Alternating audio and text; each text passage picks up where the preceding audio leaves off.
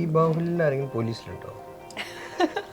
Chance വളരെ കുറവാണ്. ഇല്ലെന്ന് എല്ലാത്തിലും ഇൻവെസ്റ്റിഗേറ്റീവ് മൈൻഡ് എനിക്ക് തോന്നുന്നു അവന് ഡ്രാമ, മിസ്റ്ററി, ത്രില്ലർ അതാണ് താല്പര്യം. ഒരുപാട് വായിക്കുന്നതും. അതെ അതെ അതെ. ഈ ഫോർമാറ്റിന് മാറ്റമില്ല. അത് എവിടെ പരസ്യമാണ്. പരസ്യം പിന്നെ ഞാൻ തിരക്കഥ വായിക്കും. ഒരു പേജേ ഉള്ളൂ. നിങ്ങൾക്ക് സിനിമ ആസ്വദിക്കണമെങ്കിൽ നിങ്ങൾ ദയവ് ഇത് സിനിമ കാണാൻ തീരുമാനിച്ചൊരു സിനിമയാണെങ്കിൽ അതിന്റെ ട്രെയിലറോ ടീസറോ കാണില്ലേ? നല്ല ബീഫ് പൊറോട്ടയും ബീഫ് ചാപ്സ്. ഞാനത് ബീഫ് ബിരിയാണി അടിപൊളി. അതായത് കുറെ പേര് ഞാൻ ചീത്തയാക്കിയിട്ടുണ്ട്. ഞാനിങ്ങനെ സോഷ്യൽ മീഡിയയിലെ ടയർ 3 ടയർ 4 ആക്ടേഴ്സ് എന്നൊക്കെ പറയുന്നത് ബിസിനസ് പരമായി ഇല്ല ആക്ടേഴ്സ് അല്ല ഞങ്ങൾ. പക്ഷെ ഞങ്ങൾക്ക് ഇതേപോലത്തെ ലോങ് ഫോർമാറ്റ് ടെസ്റ്റ് കളിക്കാം. ആദ്യമായിട്ട് എനിക്ക് കാശ് മങ്കി ബിസിനസ് പറ്റിച്ചാലും കുഴപ്പമില്ല. കറക്റ്റ് ഈ എൻ്റെ അസിസ്റ്റന്റ് ഡയറക്ടേഴ്സ് അവന്മാരെല്ലാം കളിയാക്കും ഫുഡിൻ്റെ എലമെൻറ്റ്. ഇപ്പം ഞാൻ ഏത് സീൻ വന്നാലും നമുക്കെന്തൊന്ന് ചായ പിടിച്ച് അങ്ങനെ ചെയ്താലോ, അല്ലെങ്കിൽ ടേബിളിലിരുന്ന് ഇങ്ങനെ സീനിലൊരു ഫുഡിൻ്റെ എലമെൻറ്റ് അറിയാതെ വരും, അല്ലെങ്കിൽ മ്യൂസിക്കലാവും. ഇങ്ങനത്തെ കുറച്ച് നമ്മുടെ എങ്ങനെ നമ്മൾ ഒളിപ്പിച്ച് വെച്ചാലും നമ്മുടെ ഷെയ്ഡ് എങ്ങനെയും കയറി വരും. ബേസിക്കലി എന്താ, നമുക്കൊരു സാധനം ചെയ്യാതെ അറിയാതെ പെട്ടിരിക്കുമ്പോൾ ആരെങ്കിലും ചെയ്തത് എങ്ങനെയായിരുന്നു എന്നുള്ളൊരു ബേസിക്കലി അതല്ലേ ലൈബ്രറി പോയിട്ട് നമ്മൾ റെഫറൻസ് എടുക്കും. നിങ്ങളൊക്കെ ജേർണലിസം പഠിക്കുമ്പോൾ അങ്ങനെയല്ലേ, ലൈബ്രറി പോയി ഒരുപാട് റെഫർ ചെയ്യില്ലേ? ഇപ്പോഴും അതെ, ഗൂഗിളിൽ നേരെ സെർച്ച് ഗൂഗിളായി തോന്നുന്നില്ല ചേട്ടാ. ഏത് ആർട്ട് ഫോം ആണെങ്കിലും ഇൻസ്പിറേഷനോ റെഫറൻസ് ഇല്ലാതെ ഒന്നുമില്ല, ഒരിക്കലും ഇല്ല, ഒരു സാധനം പോലും ഇല്ലല്ലോ. അതേ ഉള്ളൂ.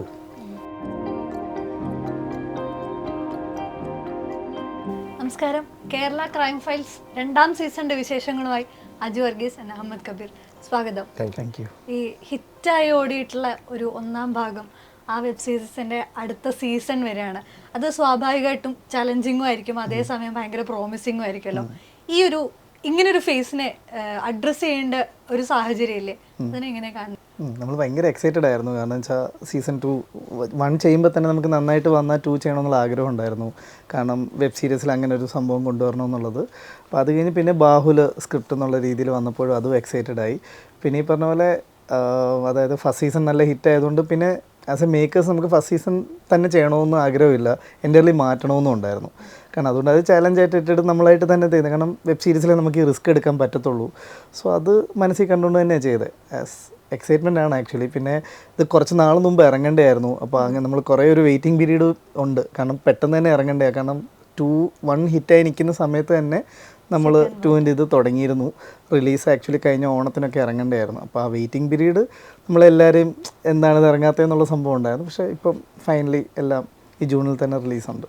എക്സൈറ്റഡ് ആണ്. ഈ 2ാം ഭാഗത്തിൽ വരുമ്പോഴും മനോജ് കുമാറിന് അതേ ട്രാവലാണോ എക്സ്പെക്ട് ചെയ്യുന്നത്? പക്ഷെ ട്രെയിലർ കാണുമ്പോൾ കുറച്ചുകൂടെ ഡീവിയേറ്റ് ചെയ്ത് പല പല ഭാഗങ്ങളിലേക്ക് പോകുന്നൊരു ഫീൽ ഉണ്ട്. സെക്കൻഡ് പാർട്ടിൽ എന്താണ് പ്രേക്ഷകർക്ക് എക്സ്പെക്ട് ചെയ്യാനുള്ളത്? പറയാനുള്ളതെന്ന് വെച്ചാൽ പഴയ ക്യാരക്ടേഴ്സ് എല്ലാവരും ഉണ്ട്. അജു ചേട്ടനും ലാൽ സാറും സഞ്ജു എല്ലാവരും ഉണ്ട്. കൂടാതെ നമ്മൾ ഇതിനകത്ത് ലീഡ് ചെയ്യുന്നത് അർജുൻ രാധാകൃഷ്ണനാണ്. സീസൺ 2 പിന്നെ ഈ കാലത്ത് 2024 നടക്കുന്ന കഥയാണ്. പിന്നെ ഫസ്റ്റ് സീസൺ ഒരു സിംഗിൾ പ്ലോട്ടായിരുന്നു, ഷിജുവിനെ അന്വേഷിക്കലായിരുന്നു. ഇത് പക്ഷേ സിംഗിൾ പ്ലോട്ട് അല്ല, ഡിഫറെൻറ്റ് ലെയേഴ്സ് ഉണ്ട്. ഈ പറഞ്ഞ പോലെ പല പല സ്ഥലത്തെ പോലീസ് ആൾക്കാരും എല്ലാം ജോയിനിങ് ചെയ്യുന്നുണ്ട്. നമുക്ക് അത്രയൊക്കെ ഇപ്പോൾ പറയാൻ പറ്റത്തുള്ളൂ. ത്രില്ലറിൽ അതിൽ കൂടുതൽ ചോദിക്കാനും പറ്റില്ല. ഇപ്പം ഈ പറഞ്ഞ പോലെ 2012 ആദ്യ സീസൺ നടന്നിരുന്നത്. ഇപ്പം 2024 വരുമ്പം ഈ മനോജ് കുമാറിനൊരു ട്രാവൽ ഉണ്ടായിരിക്കുമല്ലോ, അതേപോലെ മനോജ് ശ്രീധരനൊരു ട്രാവൽ ഉണ്ടായിരിക്കുമല്ലോ. അതേപോലെ ഇപ്പം ഒരു കുറച്ച് കാലഘട്ടത്തിന് ശേഷമാണ് 2ാം ഭാഗം വരുന്നത്. അതിൽ അജു വർഗീസ് എന്ന് പറയുന്ന നായകനും ഒരു ട്രാവൽ ഉണ്ടാവുമല്ലോ, നടനും ഒരു ട്രാവൽ ഉണ്ടാവുമല്ലോ. ഇത് കൂട്ടിമുട്ടുന്ന ഒരു എക്സൈറ്റ്മെന്റ് ആ ഒരു ആംഗിളിൽ ഞാൻ അതിനെ കണ്ടിട്ടില്ല. ഫിസിക്കലി എന്ത് വ്യത്യാസം അല്ലെങ്കിൽ ഒരു അപ്പിയറൻസിൽ എന്തെങ്കിലും ഉണ്ടോ എന്ന് മാത്രമേ ഞാൻ എത്ര വർഷം പിന്നോട്ടെന്നുള്ളത് പ്രസൻ്റായി എന്ന് പറഞ്ഞത് മാത്രമേ ഞാൻ എടുത്തുള്ളൂ. ബാക്കി പ്യുവർലി സ്ക്രിപ്റ്റ് എന്താണോ അല്ലെങ്കിൽ ഡയറക്ടർ എന്താണോ ആവശ്യപ്പെടുന്നത്, ഇതിൻ്റെ ഇപ്പോൾ കണ്ടിന്യൂറ്റി പിടിക്കാനായിട്ട് എഫേർട്ട് എക്സ്ട്രാ വേണ്ടി വന്നു. മെൻ്റലി ഒരു സ്ട്രെയിൻ നമുക്കുണ്ട്. ബട്ട് ഇങ്ങനത്തെ ഒരു ടീമിനോടൊപ്പം നമുക്ക് അതൊരു സ്ട്രെയിനായി മാറില്ല. നമ്മുടെ ഒരു ഇൻസെക്യൂരിറ്റി വരും. നമുക്ക് അന്ന് മറന്നുപോയല്ലോ, അന്ന് 2-3 ദിവസം കഴിഞ്ഞ് നമ്മളതിൻ്റെ ട്രാക്കായിട്ടാണല്ലോ ഒരു 40-50 ദിവസം നമ്മൾ വർക്ക് ചെയ്തിട്ടുണ്ടാവുക ഫസ്റ്റ് പാർട്ട്. പിന്നെ ഇതിൽ 2 വർഷം കഴിഞ്ഞിട്ട് വീണ്ടും വന്ന് ജോയിൻ ചെയ്യുമ്പം അന്നത്തെ നമുക്ക് പൂർണ്ണമായിട്ട് എൻ്റെ മനസ്സിലൊന്നുമില്ല. അതായിരുന്നു എൻ്റെ ഏറ്റവും വലിയ ഫിയറും. പക്ഷെ അത് അവിടെയാണ് നമുക്കൊരു ക്യാപ്റ്റൻ ഓഫ് ദി പ്രൊജക്റ്റല്ലേ ഒരു ഡയറക്ടർ വരുന്നത്. പുള്ളിക്ക് ആ ഓരോ കഥാപാത്രങ്ങളുടെയും ഷെയ്ഡ്സും മാനറിസംസും ഓർമ്മയുണ്ട്. വേണ്ടതും പുതിയത് എന്ത് വേണമെന്നും വ്യക്തമായി അറിയാം. ഈ ഇവരുടെ ടീം തന്നെയാണല്ലോ രണ്ടാം ഭാഗത്തിലേക്ക് വരുന്നത്. അപ്പം നിങ്ങൾ ഓൾറെഡി സെറ്റായ ഒരു ടീമിലേക്ക് എക്സ്റ്റേണലി ഒരുപാട് പേര് കൂടെ വരികയാണല്ലോ. അതിലുണ്ടായിട്ടുള്ള ഒരു കോൺഫ്ലിക്റ്റ് ഉണ്ടോ? ഇല്ലില്ല, അത് ഇപ്പോൾ കേരള ക്രൈം ഫയൽസ് ആണ്. പല ഫയൽസ് ഉണ്ട്, പല ടീംസ് ഉണ്ട്. ഈ പ്രാവശ്യം വേറൊരു ടീമും വേറൊരു ഫയലുമാണ്. ആ ടീമിൻ്റെ ഫയലിൻ്റെയും ഇൻവെസ്റ്റിഗേഷൻ ജേർണിയിൽ ഒരു ജംഗ്ഷനിൽ നേരത്തെ ടീം ഒന്ന് വന്നു പോകുന്നതേ ഉള്ളൂ. അതൊരു kind of N extended cameo പോലെ നമുക്ക് പറയാൻ പറ്റും. More than A cameo, it's A character. പക്ഷേ നമുക്കിപ്പോൾ ഈ സ്റ്റേഷനിലായിരുന്നു ഞാനിപ്പോൾ കേസ് അന്വേഷിച്ചെങ്കിൽ, അപ്പുറത്തെ ദൂരെ ഒരു സ്റ്റേഷനിലെ ഒരു കേസിൽ എൻ്റെ സുഹൃത്താണെങ്കിൽ ആ സുഹൃത്ത് എന്നെ എങ്ങനെ കോണ്ടാക്ട് ചെയ്യും എന്നുള്ളത് പോലെ ഉള്ളൂ. വേറൊരു സ്ഥലത്ത് ട്രിവാൻഡ്രത്ത് നടക്കുന്ന ഒരു ഇപ്പൊ ഇവിടെ ഉണ്ടായിരുന്ന ലാൽ സാർ ചിലപ്പോൾ അവിടെയും കൂടെ ഡെപ്യൂട്ടേഷനോ അല്ലെങ്കിൽ ട്രാൻസ്ഫറോ ആയിട്ടുണ്ടാവാം. അതെ, അതിനുള്ളൊരു പ്രിവിലേജ് ഉള്ളൊരു കഥാപരിസരമാണല്ലോ കേരള ക്രൈം ഫയൽസ് എന്ന് പറയുമ്പോൾ. കേരളത്തിൽ ഉടനീളം സംഭവിക്കാവുന്നതോ അല്ലെങ്കിൽ സംഭവിച്ചതോ ആയ അല്ലെങ്കിൽ ഫിക്ഷനലി നമുക്ക് ക്രിയേറ്റ് ചെയ്യാമല്ലോ പല ക്രൈംസും. ഈ പറഞ്ഞത് ഒരു വെബ് സീരീസിന്റെ അഡ്വാൻറ്റേജ് ആണെന്ന് തോന്നുന്നു. ഇപ്പൊ സിനിമ നമ്മൾ ഒറ്റ ട്രാക്കിൽ പോകുന്നതിന് പകരം വെബ് സീരീസുകളിലേക്ക് വരുമ്പോൾ പല ആളുകളിലൂടെ പല വിഷയങ്ങളിലൂടെ ഒക്കെ സഞ്ചരിക്കാനുള്ള ഒരു സ്വാതന്ത്ര്യം അവിടെ കിട്ടുന്നുണ്ട്.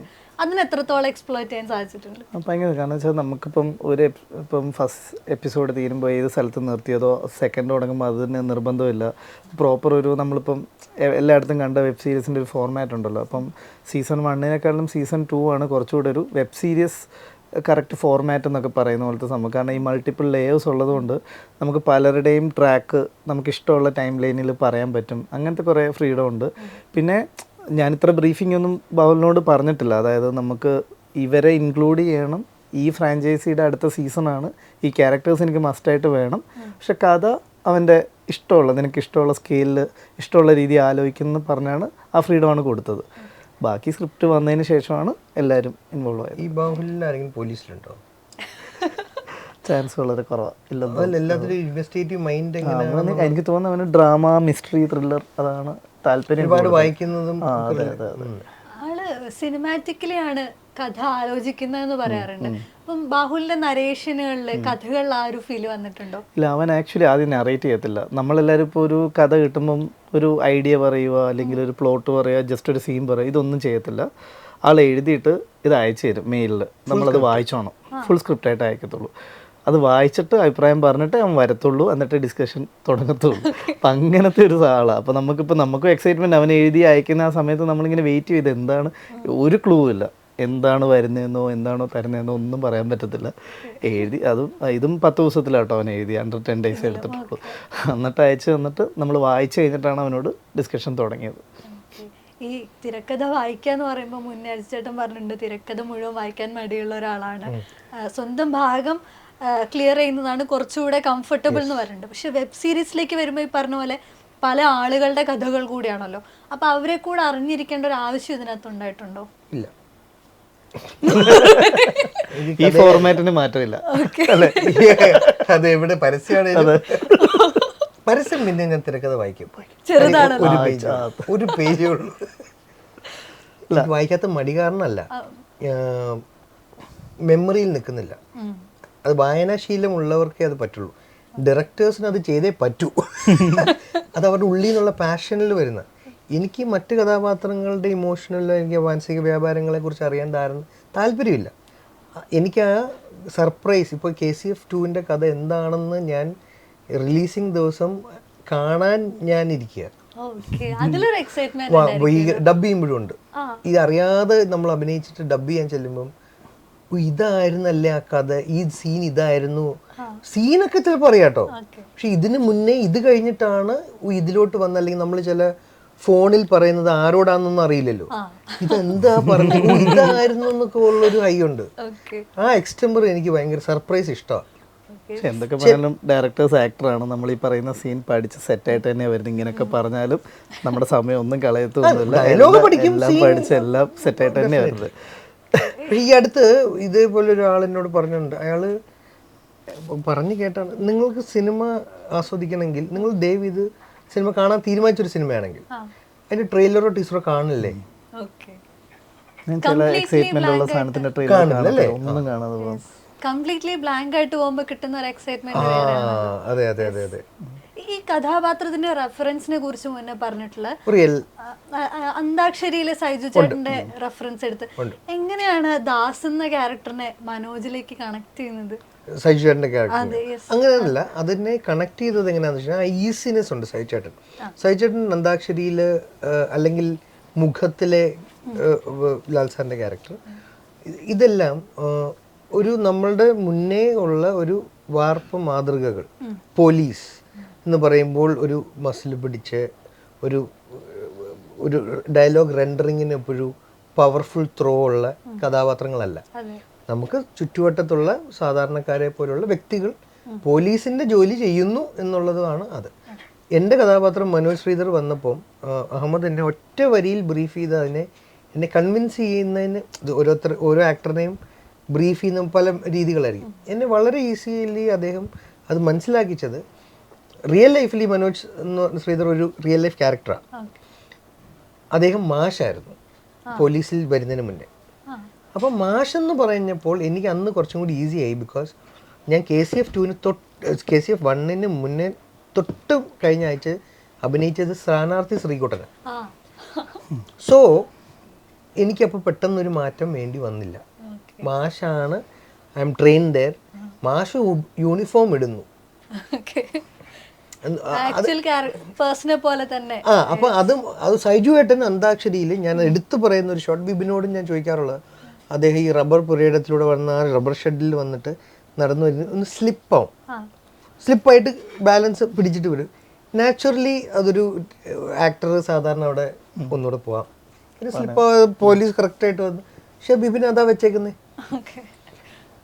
അതായത് ഇവർ സാധാരണ മനുഷ്യരാണ്, ഇവര് തെന്നും വീഴും അല്ലേ, ഇവർക്ക് ഡയലോഗ് പറയുന്ന ഇടയ്ക്ക് സ്പീച്ച് എന്താ പറയാ ഇടറും. പക്ഷെ സിനിമാറ്റിക്കലി നമ്മൾ കണ്ടേക്കുന്നത് എങ്ങനെയാ, വെരി അതിനെ എനിക്ക് ഒരുപാട് ഹെൽപ്പ് ചെയ്തു ഈ ക്യാരക്ടേഴ്സ്. ഈ പറഞ്ഞ പോലെ പല ക്യാരക്ടേഴ്സിനെ ഒന്നിച്ചുകൊണ്ടുവരാണ്, പലരും പല ഷെയ്ഡിലാണ്. ഇപ്പൊ നേരത്തെ പറഞ്ഞ പോലെ ഒരാളും ചിലപ്പോൾ അടുത്ത ആളും തമ്മിലൊരു കണക്ഷൻ പോലും ഉണ്ടാവില്ല. ഇത് ഡയറക്ടറിന്റെ മനസ്സിലാണല്ലോ ഈ ആളുകൾ തമ്മിലുള്ള കണക്ഷൻ, ആളുകളുടെ ഷെയ്ഡ് ഏതൊക്കെയാണെന്നുള്ളത്. ഇത് വെബ് സീരീസിലേക്ക് പ്രത്യേകിച്ച് വരുമ്പോൾ ഇത് മൾട്ടിപ്പിൾ ആണ്. ഇതിനെ പ്രോസസ്സ് ചെയ്യുന്നത് ഈസിയാണോ? എന്താ പ്രോസസ്സ് വരിക? നമുക്കും ഇപ്പം നിങ്ങൾ ഇത് ഇറങ്ങി കഴിയുമ്പോൾ കാണുന്ന അതേ ഇതിലാണ് ബാഹുൽ ഇത് വായിച്ചിട്ട് ഞാൻ അവനെ എഴുതി അയച്ചത് ഞാൻ വായിക്കുമ്പം എനിക്കൊരു സീരീസ് കണ്ട ഫീൽ തന്നെയാണല്ലോ. അപ്പോൾ ഞാനത് ആദ്യം ഒരു ഓഡിയൻ എന്നുള്ള രീതിയിൽ തന്നെയാണ് വായിക്കുന്നത്. പിന്നെ രണ്ടാമത് ഞാനിത് എങ്ങനെ ചെയ്യും എന്നുള്ള സംഭവത്തിൽ ഡിസ്കഷൻ തുടങ്ങും. നമ്മളിതിൽ ആ എക്സൈറ്റ്മെൻറ്റ് ഉണ്ടോ എന്ന് നോക്കി അത് നല്ല ടൈം എടുത്ത് തന്നെ ആലോചിച്ചിട്ട് പിന്നെ നമുക്കൊരു ഫുൾ ടീമുണ്ട്. ഇപ്പം അസിസ്റ്റൻസ്, എൻ്റെ ഡയറക്ഷൻ ടീമും എഡിറ്ററും ക്യാമറമാനും ഞങ്ങളെല്ലാവരും കൂടെ ഒരുമിച്ചാണ് പ്രീ പ്രൊഡക്ഷൻ ഇരിക്കുന്നത്. അപ്പോൾ ഇരിക്കുമ്പം നമ്മൾ ഈ പറഞ്ഞ പോലെ ഇത് ആലോചിച്ച് എവിടെയെങ്കിലും അങ്ങനത്തെ പ്രശ്നമുണ്ടോ, അങ്ങനത്തെ ഡിസ്കഷൻ ബാഹുലും ഉണ്ട്, ഫുൾ ടൈം ഉണ്ടായിരുന്നു.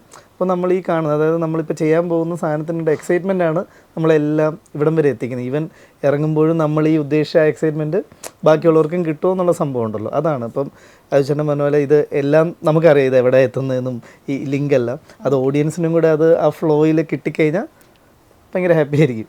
നിങ്ങളുടെ ടീമാണ് സ്ഥിരമായിട്ട് ആബിദയിൽ വരുന്നത്. സ്ഥിരമായിട്ട് ബ്രേക്ക്ഫാസ്റ്റ് കഴിക്കും ഒരേ സ്ഥലത്ത്, പൊറോട്ടയും ബീഫ് ചാപ്സ്.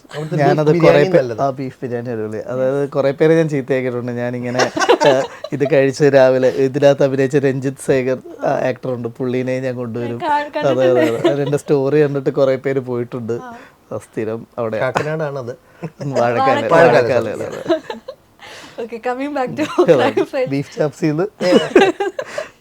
ഈ വെബ് സീരീസിൽ വരുമ്പം ഇത് ഡയറക്റ്റ് OTT ആണ്, ഡയറക്റ്റ് ആളുകളുടെ കയ്യിലേക്കാണ് എത്തുന്നത്. അപ്പോൾ പലപ്പോഴും പല ആളുകളും OTT പ്ലാറ്റ്ഫോമിന്റെ ഒരു ടെൻഷൻ പറഞ്ഞിട്ടുള്ളത് ആളുകൾ പെട്ടെന്ന് തന്നെ ഓരോ കാര്യങ്ങൾ കണ്ടുപിടിക്കും, മൈന്യൂട്ട് ആയിട്ടുള്ള ഒബ്സർവേഷൻസ് വരും, അതിനെ ക്രിട്ടിസൈസ് ചെയ്യും, പോസ്റ്റുകൾ വരും. ഇത് പ്ലാനിങ്ങിന്റെ സമയത്തെ ഒരു ടെൻഷൻ ഉണ്ടാക്കാറുണ്ടെന്ന് പറഞ്ഞു. അത് ശരിക്കും ഒരു പ്രഷറായിട്ട് ഫീൽ ചെയ്തിട്ടുണ്ടോ? കൂടുതൽ നമ്മൾ ചിലപ്പോൾ നോട്ട് ചെയ്യുന്ന ഈ VFX അങ്ങനത്തെ സാധനങ്ങൾ കുറച്ചുണ്ടെങ്കിൽ OTT പ്ലാറ്റ്ഫോമിൽ വരുമ്പം പെട്ടെന്ന് കിട്ടുമെന്ന് പറയുന്ന സംഭവമാണ്. അതുകൊണ്ട് നമ്മൾ അത് മെയിൻലി ഭയങ്കരമായിട്ട് ശ്രദ്ധിക്കാറുണ്ട്. അല്ലാതെ നമുക്കൊരു അഡ്വാൻറ്റേജ് ത്രില്ലർ ആയതുകൊണ്ട് ആൾക്കാർ നിർത്തിയിട്ട് പോകത്തില്ല എന്നുള്ളൊരു അഡ്വാൻറ്റേജ് ഉണ്ടല്ലോ, ഇതെന്താ ആവാൻ പോകുന്നത് എന്നുള്ള സംഭവം. അതുകൊണ്ട് വിഷ്വൽ സീൻ വൈസ് ആ ടെൻഷനില്ല. ഗ്രാഫിക്സോ CG വർക്കോ ഉണ്ടെങ്കിൽ അതിനെ മാക്സിമം ഒന്ന് പെർഫെക്റ്റ് ആക്കണം എന്നുള്ള സംഭവം അതെപ്പോഴും ആലോചിക്കാറുണ്ട്. അത് വേറൊരു ഫിലിം വരുമ്പോഴും ചിലപ്പോൾ നമുക്കത് പെട്ടെന്ന് കിട്ടും. അപ്പോൾ നമുക്ക് ഓക്കെ, അപ്പോൾ നമ്മൾ ചെയ്യുമ്പോൾ അത് വരല് എന്ന് ആലോചിക്കാറുണ്ട്. ചേട്ടൻ അങ്ങനത്തെ ടെൻഷൻ ഉണ്ടായിട്ടുണ്ടോ? ഇങ്ങനത്തെ അങ്ങനത്തെ റിവ്യൂസ് സഡൻ ആയിട്ടാണല്ലോ റിവ്യൂസ് വരിക, അപ്പം മുഖത്തടിച്ച പോലെയുള്ള റെസ്പോൺസസ് വരും, അതിനെ ഭയപ്പെടാറുണ്ടോ? ഇല്ല, ഞാൻ അതിന് ക്രിയേറ്റീവായിട്ട് കൺസ്ട്രക്റ്റീവായിട്ട് എടുക്കാറുള്ളൂ. ഹെൽപ്ഫുൾ ആയിട്ടുള്ള റിയൽ ആയിട്ട് എന്ന് എനിക്ക് തോന്നുകയാണെങ്കിൽ ഞാൻ അതിനെ എൻ്റെ കറക്ഷൻ യൂസ് ചെയ്യും. അല്ലാതെ ഇപ്പം അല്ലാതെ ആരും ഇന്നുവരെ പറഞ്ഞിട്ടില്ല, വെറുതെ പറയാൻ വേണ്ടി പറഞ്ഞിട്ടില്ല. എന്തെങ്കിലും കാര്യം ഉണ്ടെങ്കിലേ പറഞ്ഞിട്ടുള്ളൂ. നല്ലത് കാണുമ്പോൾ ഇപ്പോൾ നല്ലതും പറയുന്നുണ്ടല്ലോ. ഈ പറയുന്ന പോലെ തുടക്ക കാലഘട്ടങ്ങളിൽ തമാശകളായിരുന്നെങ്കിൽ പിന്നീട് പല ഷെയ്ഡുകളിലേക്ക് പോയിട്ടുള്ള ആക്ടർ കൂടെയാണ്. പക്ഷേ ഈ കാലഘട്ടത്തിലൊക്കെയും ആളുകൾക്ക് ആദിച്ചേട്ടനെ ഭയങ്കര ഒരു ബോയ് നെക്സ്റ്റ് ഡോർ ഫീലാണ്. ആളുകൾക്ക് അത്രയും സ്നേഹം ഉണ്ടാകുന്നുണ്ട് അജു വർഗീസ് എന്ന് പറയുന്ന ആക്ടറോട്, വ്യക്തിയോട്.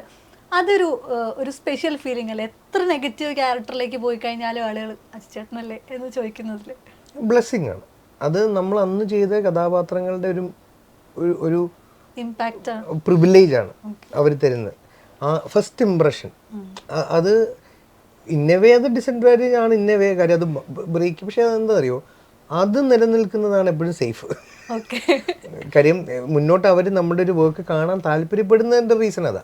ഹെലൻ കണ്ടിട്ടോ അല്ലെങ്കിൽ നെഗറ്റീവായിട്ട് ഉള്ള എന്തെങ്കിലുമൊക്കെ കണ്ടിട്ടാണെങ്കിലും ഇതൊരു സിനിമയാണെന്നുള്ളൊരു തിരിച്ചറിവ് ഉള്ളവരാണല്ലോ നമ്മുടെ പ്രേക്ഷകർ. അതുകൊണ്ട് അത് നല്ല കാര്യമാണ്. ഈ OTT വെബ് സീരീസുകളിൽ സജീവമാണ്. നമ്മൾ നേരത്തെ ഇങ്ങനെ തമാശയായിട്ട് ഇങ്ങനെ പറയായിരുന്നു, അജിച്ചേട്ടൻ ഹോട്ട്സ്റ്റാറിന്റെ ഒരു ഹോട്ട്സ്റ്റാർ ഹോട്ട്സ്റ്റാറായിട്ടുള്ള ഒരു കണക്ഷൻ എന്താ? അങ്ങനെ ഒരു ഞാൻ പ്ലാൻ ചെയ്തൊന്നുമില്ല. ഇദ്ദേഹം വന്ന് എന്നോട് പറഞ്ഞ് ഹോട്ട്സ്റ്റാറിൽ എനിക്കൊരു വെബ് സീരീസ് തന്നു. അവിടുന്ന് സംഭവിച്ചാൽ ഇത് 3 ഇതുവരെ വന്നത്, ബാക്കി 2 എന്നിലോട്ട് വന്നതാണ് ഇതേപോലെ. അപ്പം ഒരെണ്ണമാണ് ഞാൻ പേരിലൂരാണ് ഞാൻ ചോദിച്ചത്, ആ സൈക്കോ ബാലചന്ദ്രനെ.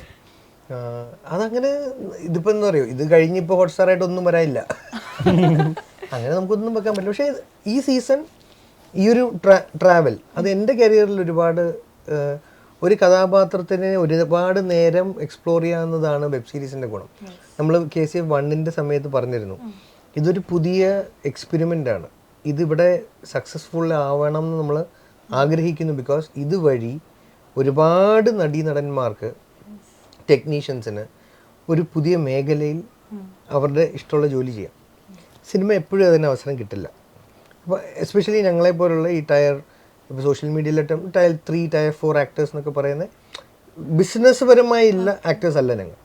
പക്ഷെ ഞങ്ങൾക്ക് ഇതേപോലത്തെ ലോങ് ഫോർമാറ്റ് ടെസ്റ്റ് കളിക്കാം. അത് നമ്മൾ ഒരുപാട് ഇപ്പം ഹിന്ദി വെബ് സീരീസുകളിൽ പലപ്പോഴും കണ്ടിട്ടുണ്ട്. ഇപ്പൊ പങ്കജ് ത്രിപാഠിയെ പോലുള്ള ആക്ടേഴ്സ് അവർ കൂടുതൽ വിസിബിൾ ആവുന്നത് ഒരു പക്ഷേ വെബ് സീരീസ് വന്നതിലൂടെയൊക്കെ തന്നെയാണ്. മലയാളത്തിൽ ആദ്യമായിട്ട് ഒരു വെബ് സീരീസ്, അതും ത്രില്ലർ സീരീസ് ഹോട്ട്സ്റ്റാറിലൂടെ പുറത്തു വരുമായിരുന്നു. അത് ഭയങ്കര ചലഞ്ചിങ് അല്ലേ? ഇപ്പൊ പറഞ്ഞ പോലെ ഇത്ര വലിയൊരു ഉത്തരവാദിത്വം കൂടെ കയ്യിൽ വരികയല്ലേ? അത് ഏറ്റെടുക്കാൻ പ്രത്യേകിച്ച് പലരും പറഞ്ഞിട്ടുണ്ട് ഇതൊരു സിനിമയാക്കി കൂടായിരുന്നോ എന്നുള്ള ചോദ്യം വന്നിട്ടുണ്ട്. അതിനോടുള്ളൊരു ടേക്ക്. സംഭവം ആദ്യം നമ്മൾ കഥ പറയുമ്പം വെബ് സീരീസ് ഫോർമാറ്റ് എന്നുള്ള സാധനം പറഞ്ഞു, നമുക്കൊരു ത്രെഡേ ഉള്ളായിരുന്നു. അത് പറഞ്ഞപ്പോൾ അവർക്ക് ഇഷ്ടപ്പെട്ടു, നമ്മൾ എപ്പിസോഡിക്കലായിട്ട് എഴുതി നോക്കി. അപ്പോഴാണ് അറിയുന്നത് ഇത് ഫസ്റ്റാന്ന് പറഞ്ഞപ്പോൾ നമുക്ക് ടെൻഷനേക്കാളും എക്സൈറ്റ്മെൻറ്റ് ഉണ്ടായിരുന്നു. പിന്നെ ക്വാളിറ്റി എങ്ങനെയാലും ഇപ്പോൾ നമ്മൾ ഹിന്ദിയിലൊക്കെ കാണുന്ന പോലെ പാതാളിലൊക്കെ ഡൽഹി ക്രൈമൊക്കെ പോലെ ആ ക്വാളിറ്റി അച്ചീവ് ചെയ്യണമെന്ന് നമുക്ക് ഭയങ്കര ആഗ്രഹം ഉണ്ടായിരുന്നു.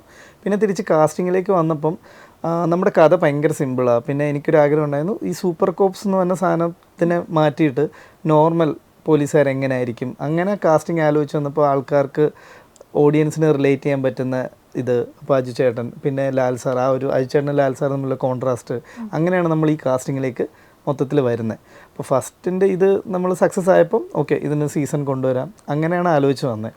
അങ്ങനെ ടെൻഷനായിട്ട് ആലോചിച്ചില്ല. വരുമ്പം ഈ പറഞ്ഞ പോലെ വെളിയിലുള്ളവർ, കേരളത്തിന് പുറത്തുള്ളവർ കാണുമ്പോഴും ഓക്കെ ഇവർ അച്ചീവ് ചെയ്തല്ലോ. കാരണം ഫസ്റ്റ് നമ്മുടെ വരുന്ന ഹിസ്റ്ററി എനിക്കറിയാം. അപ്പോൾ കൊണ്ട് കുളമാക്കി ഇവന്മാർ നശിപ്പിച്ചെന്ന് പറയിപ്പിക്കല്, അതായിരുന്നു മെയിൻ എയിം. അതായത് ഒരു അവസരം കിട്ടിയത് ഫസ്റ്റ് കാരണം അറിയാമല്ലോ ഇവിടെ എത്ര ആർട്ടിസ്റ്റ് ഉണ്ട്, എത്ര എന്നെക്കാളും സീനിയേഴ്സ് ആയിട്ടുള്ള കുറേ പേരുണ്ട്. അപ്പോൾ നമുക്കിത് കിട്ടുമ്പം അതിനെ ഒരു സീരിയസ് ആയിട്ട് എടുത്ത് അങ്ങനെ തന്നെയാണ്. കാര്യം എവറി ടൈം ഒരു അവസരം എന്ന് പറയുന്നത് ഇന്നത്തെ കാലത്ത് എന്നും എനിക്ക് തോന്നുന്നു. പക്ഷേ ഇന്നത്തെ കാലത്ത് അത് വളരെ പാടാണ്. അത് എത്ര സീനിയോറിറ്റി ഉള്ള ആളാണെങ്കിലും ശരി, എത്ര എക്സ്പീരിയൻസ് ആളാണെങ്കിലും ശരി, ഒരു ചാൻസ് എന്ന് പറയുന്നത് ഇറ്റ്സ് വർത്ത് ഒരുപാട്. അതിനെ നമ്മൾ ഒട്ടും വില കുറച്ച് കാണരുത്. ഇതിപ്പോൾ രണ്ടാമത്തെ സീസൺ വരുമ്പോൾ കുറച്ചുകൂടെ വലിയ കാസ്റ്റ് ആൻഡ് ക്രൂ അതിനകത്തേക്ക് വരുന്നുണ്ട്. സെക്കൻഡ് പാർട്ടിൽ അത് കുറച്ചുകൂടി ഈസി ആയോ? ഫസ്റ്റ് പാർട്ട് കാണിക്കാനുണ്ട് എന്നുള്ളത് കൊണ്ട് ഈസി എന്നല്ല, നമ്മൾ ഫസ്റ്റ് പാർട്ടിനെക്കാളും മാറ്റം വേണം. ചെയ്തത് വീണ്ടും ചെയ്യേണ്ടതെന്ന് തീരുമാനിച്ചു. എക്സാമ്പിൾ ഞാൻ പറയുവാണെങ്കിൽ ഇതിനകത്ത് പോലീസുകാരുടെ പേഴ്സണൽ ലൈഫ് എന്ന് പറഞ്ഞ സാധനം ഇല്ല. മറ്റിപ്പം അതിനകത്ത് സഞ്ജുവിൻ്റെ ഒക്കെ ഒരു ട്രാക്ക് ഉണ്ടല്ലോ, ഫുഡിൻ്റെ, നവാസിക്കയുടെ, അങ്ങനത്തെ, അതായത് ഫാമിലി ഭയങ്കരമായിട്ട് ഉണ്ട്, ഇല്ല എന്നല്ല, പക്ഷേ ഫാമിലി ലൈഫോ പേഴ്സണൽ ലൈഫോ ഇത് purely in to case, seriousness ആയിട്ടുള്ള കേസ് അന്വേഷണത്തിൽ തന്നെയാണ് ഫോക്കസ് ചെയ്തേക്കുന്നത്. കാരണം അത് ഈ കേസിൽ തന്നെ കുറേ കോംപ്ലിക്കേഷൻസും ലെയേഴ്സും കാര്യങ്ങളും എല്ലാം ഉണ്ട്. അപ്പം കൂടുതലും നമ്മൾ ഫസ്റ്റിനെക്കാട്ടിലും അതുകൊണ്ട് ആ ലെയർ മാറ്റി ഫസ്റ്റിൽ നമ്മൾ ഇവരെ ഒന്ന് പ്ലേസ് ചെയ്യുക ഈ യൂണിവേഴ്സിൽ, അവരുടെ ഫാമിലി കാര്യങ്ങളെല്ലാം ഇൻട്രൊഡ്യൂസ് ചെയ്യുക, ക്യാരക്ടറിനെ മനസ്സിലായിപ്പിക്കുക. ഇവർ 10 വർഷം കഴിഞ്ഞ് ഇവർക്കൊരു കേസ് ഉണ്ടായാൽ ഇവരെങ്ങനെ ഡീൽ ചെയ്യും, ഇതാണ് മെയിൻലി ഫോക്കസ് ചെയ്തത് സെക്കൻഡിൽ. പിന്നെ സ്കെയിലപ്പ് ചെയ്യുക. ഫസ്റ്റ് സീസൺ പോലെ ഒരു സ്ഥലത്ത് ഒതുങ്ങാതെ പല പല ലൊക്കേഷൻസും പല പല സ്ഥലങ്ങളും നമുക്ക് ഉറപ്പായിട്ടും, ഇപ്പോൾ ഇത്തവണ നമുക്ക് തന്നെ പ്രൊഡക്ഷനും കിട്ടിയത്, സോ നമുക്ക് അതിൻ്റെ ഒരു അഡ്വാൻറ്റേജും ഉണ്ടായിരുന്നു. സോ അങ്ങനെ സ്വന്തം പ്രൊഡക്ഷനും കൂടെയാണല്ലോ വരുന്നത്. ഒന്നുമില്ല, എന്തെങ്കിലും ഈ പറഞ്ഞ പോലെ ആഗ്രഹം ഉണ്ടായിരുന്നു, എല്ലാ ഡയറക്ടേഴ്സിനും ഉണ്ട് വരുമ്പം ഒരു പ്രൊഡക്ഷൻ ഹൗസൊക്കെ തുടങ്ങണമെന്ന്. അപ്പോൾ വന്നപ്പോൾ നമ്മൾ പേര് കുറേ തപ്പി, ഇത് കേട്ടപ്പോൾ ഓക്കെ കൊള്ളാവുന്നുള്ള സാധനം. ഒന്നുമില്ല, അത് ഒരു ഫ്രേസാണ്, അതായത് it's not a monkey business എന്നൊക്കെ പറയാം, അതായത് ചില്ലറക്കാര്യം അല്ല എന്നൊക്കെ പറയുന്ന പോലെ. പിന്നെ പേരിനൊരു അട്രാക്റ്റ് ഉണ്ടല്ലോ, അപ്പം അങ്ങനെ ആദ്യമായിട്ട് എനിക്ക് കാശ് മങ്കി ബിസിനസ് പറ്റിച്ചാലും കുഴപ്പമില്ല, കറക്റ്റ്. ഈ ജൂൺ വന്ന സമയത്ത് അതിനകത്തുണ്ടായിരുന്ന ഒരുപാട് ക്രിറ്റിസിസം മധുരത്തിന്റെ സമയത്ത് തുറന്നു പറഞ്ഞിട്ടുണ്ടായിരുന്നു. ഈ മധുരത്തിന് ശേഷവും ചെയ്യുന്ന സിനിമകൾ ഇതിൽ രണ്ടിന്നും വ്യത്യസ്തമാണെന്നും പറഞ്ഞിരുന്നു. പക്ഷെ ഈ 3 ഹ്യൂമൻ റിലേഷൻഷിപ്പ് എന്ന് പറയുന്നത് ഭയങ്കര ക്രൂഷ്യലായിരുന്നു. ഇപ്പൊ അടുത്ത ഭാഗത്തിലേക്ക് വരുമ്പോൾ അതുകൂടെ ബ്രേക്ക് ചെയ്യാണ്. ഈ സ്വയം ഇതിനെല്ലാം ജഡ്ജ് ചെയ്ത് അടുത്ത് അതിൽ നിന്ന് വ്യത്യസ്തമാണെന്നുള്ള നിർബന്ധ ബുദ്ധിയുള്ള ആളാണ്. നിർബന്ധമല്ല, മെയിൻലി ഞാൻ അസിസ്റ്റ് ഒന്നും ചെയ്തിട്ടില്ല, ഡയറക്റ്റ്ലി ജൂൺ ചെയ്യുമായിരുന്നു. ആക്ച്വലി സത്യം പറഞ്ഞാൽ സിനിമ ചെയ്ത് പഠിച്ചുകൊണ്ടിരിക്കുക ശരിക്കും പറഞ്ഞാൽ. കാരണം ജൂൺ കഴിഞ്ഞപ്പം എനിക്ക് ആഗ്രഹം അതിനെക്കാട്ടിലും ബെറ്ററാണ്. ഞാൻ വേറെ വർക്കൊന്നും കണ്ടാതെ ഞാൻ എൻ്റെ ഫിലിമിനെക്കാട്ടിലും മാറ്റം വേണം. പിന്നെ വന്നത് എനിക്ക് മധുരമാണ്. മധുരം പക്ഷേ പ്ലാനിൽ വന്ന പടമല്ല, പക്ഷെ മധുരം വന്നപ്പോൾ എൻ്റെ മേക്കിങ്ങും കാര്യങ്ങളും എല്ലാം മാറണം എന്നുള്ള സാധനം, അങ്ങനത്തെ ഒരു ത്രെഡ് അങ്ങനെ മാറുന്നു. അപ്പോൾ ഇത് രണ്ടും ഫീൽ ഗുഡ് ആയതുകൊണ്ട് പെട്ടെന്ന് ത്രില്ലറിൻ്റെ ഒരു ഇത് വന്നപ്പോൾ ഓക്കെ, ഇതിൽ നിന്ന് എൻ്റെ ജോണർ വ്യത്യാസമാണ്, അപ്പോൾ അതിൽ നിന്നും കൊണ്ടുവരാം. പക്ഷേ ഹ്യൂമൻ റിലേഷൻ അത് നമ്മുടെ ഇതുള്ളതാണല്ലോ. ഇപ്പോൾ എക്സാമ്പിൾ ഒരു ഹസ്ബൻഡ് വൈഫ് അല്ലെങ്കിൽ ഒരു ലവ് അങ്ങനത്തെ റിലേഷൻസ് വരുമ്പം അതിനകത്ത് എന്തായാലും ചേർച്ച. പിന്നെ ഈ എൻ്റെ ഡയറക്ടേഴ്സ് അവന്മാരെല്ലാം കളിയാക്കും ഫുഡിൻ്റെ എലമെൻറ്റ്. ഇപ്പം ഞാൻ ഏത് സീൻ വന്നാലും നമുക്കെന്തൊന്ന് ചായ പിടിച്ച് അങ്ങനെ ചെയ്താലോ, അല്ലെങ്കിൽ ടേബിളിലിരുന്ന് ഇങ്ങനെ സീനിലൊരു ഫുഡിൻ്റെ എലമെൻറ്റ് അറിയാതെ വരും, അല്ലെങ്കിൽ മ്യൂസിക്കലാവും. ഇങ്ങനത്തെ കുറച്ച് നമ്മുടെ എങ്ങനെ നമ്മൾ ഒളിപ്പിച്ച് വെച്ചാലും നമ്മുടെ ഷെയ്ഡ് എങ്ങനെയും കയറി വരും. അതെ, എന്തെങ്കിലുമൊക്കെ സാധനം പുറത്ത് വരും. അപ്പം അതുകൊണ്ടാണ് അതെങ്ങനെയും അങ്ങനത്തെ സംഭവം വരും. അപ്പം അതുകൊണ്ടായിരിക്കും. ഇപ്പം എന്തുകൊണ്ടായാലും ഹ്യൂമൻ വാല്യൂസ് എന്തായാലും അതിനകത്ത് എങ്ങനെയൊക്കെ വരും, അത് ഉറപ്പായിട്ടും കാണും. അല്ലെങ്കിൽ കഥ പറയാൻ പറ്റില്ല. ഈ മുന്നത്തെ കാലഘട്ടങ്ങളിൽ ചെയ്തു വെച്ച തമാശകൾ പലപ്പോഴും ഈ പൊളിറ്റിക്കൽ കറക്റ്റ്നെസ്സിൻ്റെ ഒക്കെ ബേസിൽ ക്രിട്ടിസൈസ് ചെയ്യപ്പെട്ടിട്ടുണ്ട്. പക്ഷേ ക്രൈം ഫയൽസ് ഫസ്റ്റ് പാർട്ടിലേക്ക് വരുമ്പോൾ മനോജ് എന്ന് പറയുന്ന ക്യാരക്ടർ കുറേ കൂടെ എംപത്തറ്റിക്കലാണ്. ആൾക്ക് ഇപ്പോൾ ഒരു സെക്സ് വർക്കറിൻ്റെ മകളെ ആൾ കൺഫ്രണ്ട് ചെയ്യുന്ന സമയത്ത് അമ്മ ജോലിക്ക് പോയതെന്ന് പറയുമ്പോൾ ബാക്കിയുള്ളവർക്ക് ഉണ്ടാവുന്ന ഇമോഷൻ അല്ല മനോജിലേക്ക് ഉണ്ടാവുന്നത്. ഈ ഒരു മാറ്റം, അതായത് കുറച്ചുകൂടെ ക്രിട്ടിക്കലാവുന്ന, കുറച്ചുകൂടെ ഡീപ്പാവുന്ന ഒരു മാറ്റം ആഫ്റ്റർ കോവിഡ് അങ്ങനെ ഒരു അനാലിസിസ് സ്വയം നടത്തിയിട്ടുണ്ട് എന്ന് പറഞ്ഞു. അത് ക്യാരക്ടേഴ്സിൽ റിഫ്ലക്റ്റ് ആവുന്നുണ്ട്. ഇല്ല, മനോജ് എന്ന് പറഞ്ഞ വ്യക്തിയുടെ റിയൽ ലൈഫ് ഇൻസ്പയർഡ് ആയതുകൊണ്ട് തന്നെ, ആ വ്യക്തി ഞാൻ പറഞ്ഞില്ല ഒരു മാഷായതുകൊണ്ട് തന്നെ അദ്ദേഹത്തിൻ്റെ രീതി ഈ മനോജിലുണ്ട്. അദ്ദേഹത്തിൻ്റെ ആക്ച്വൽ അഹമ്മദ് അദ്ദേഹമായിട്ട് ഇരുന്നിരുന്നു. അപ്പോൾ അത് ഇതിൽ വന്നിട്ടുണ്ട്. അതുകൊണ്ടാണ് ആ ഒരു സഭ്യത അല്ലെങ്കിൽ ആ ഒരു മാന്യത കാണിക്കേണ്ടടുത്ത് അതിനുള്ള സെൻസിബിലിറ്റി ഉള്ള കഥാപാത്രമാണ് മനോജ് എന്ന് പറഞ്ഞിരുന്നു. ഇല്ല, മനോജ് ഒരു മനസ്സിൽ അങ്ങനത്തെ ഒരു വൾഗാരിറ്റി അല്ലെങ്കിൽ അങ്ങനത്തെ ഒരു അങ്ങനത്തെ ഒരു ബാക്ക്ഗ്രൗണ്ട് അല്ല, അയാൾക്കൊരു ഒരു ചെറ്റയായിരുന്നെങ്കിൽ അയാളുടെ റിയാക്ഷൻ വേറെ തന്നെ വന്നേനെ. അത് ക്യാരക്ടർ ഡിഫൈൻഡ് ആണ്. സിനിമയിൽ ഇപ്പം ചോദിച്ച ചോദ്യത്തിന് ഇന്ന് കോൺഷ്യസ് ആയിട്ടുള്ള എഫേർട്ട് നടന്മാർ എടുക്കുന്നുണ്ട്. ഇപ്പം നമ്മുടെ അടുത്ത് വന്നിട്ട് ഒരു കാര്യവും ഇല്ലാത്തൊരു സ്ഥലത്ത് ഇപ്പം ഞാൻ നല്ലവനായിട്ടുള്ളൊരു ക്യാരക്ടറെ പ്ലേ ചെയ്യുന്നെങ്കിൽ ഞാൻ ഒരിക്കലും ഇങ്ങനത്തെ ഒരു കാര്യം എൻഡോസ് ചെയ്യില്ല. എന്നാൽ ഞാൻ വളരെ മോശമായിട്ടുള്ളൊരു കഥാപാത്രം ഡെപ്പിക്റ്റ് ചെയ്യുന്നെങ്കിൽ എനിക്ക് ഇപ്പം എല്ലാത്തിനും ഫ്രീഡം ഉണ്ട് താനും.